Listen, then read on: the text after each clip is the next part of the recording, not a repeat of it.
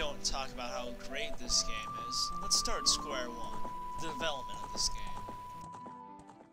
Believe it or not, Ocarina of Time started out as none other than a first-person adventure game. Exactly. You see, Super Mario 64 showed Nintendo how hard it was to create an open 3D game with large fields. So Mr. Shigeru Miyamoto himself approved a first-person view for the game to ease out camera problems. But the other developers didn't like the idea, and the game became the one we know and love. So, now on to this game's greatness. This game is legendary, and for good reason. Take the likable cast of princess, rock people, forest people, and elves. I mean Hyruleans. There's also majesty with the core gameplay. As Link, you were required to go through several dungeons as both a child and as a young adult. With the exception of one, all of these dungeons are fun and varied. But I have no choice but to talk about that one dungeon that disrupts this game's magic. It is the infamous Water Temple. It can be described as this. Sink, float to the surface, press a button, times 1,000. Now that I think about it, it's not that bad, but when compared to the relative perfection that the rest of this game offers, it falls flat on its face. Okay, so let's talk about the bosses this game offers its players. The very first boss in this game is a giant spider. There's also, whoa, let's not forget, remember how cool this is? Yeah. Okay, point is that Ocarina of Time had some weird bosses. I mean, how did I get from this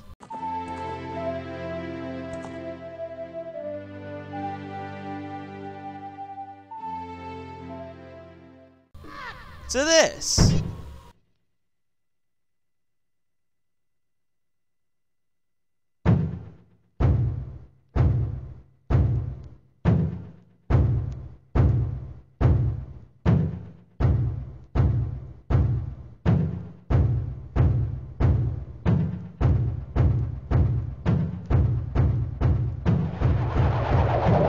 Oh well, the bosses are varied and that's a good thing.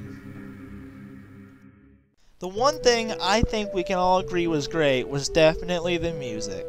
I mean, the title of the game is named after the major musical instrument in the game. From the cheeriness of Saria's song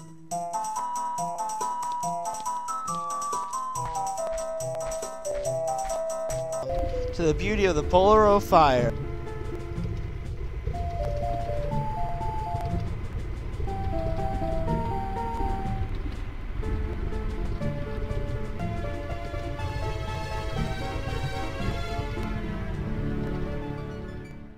Ocarina of Time had a soundtrack to remember.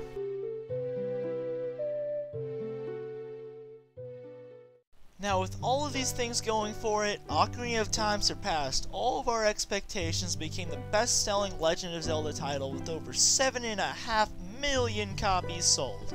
To this day, it is still the best-selling Zelda title. As anyone could have predicted, that with all these sales and great reviews, that Nintendo would make a sequel.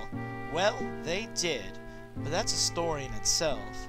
Stay tuned for the next The Classics episode with The Legend of Zelda: Majora's Mask.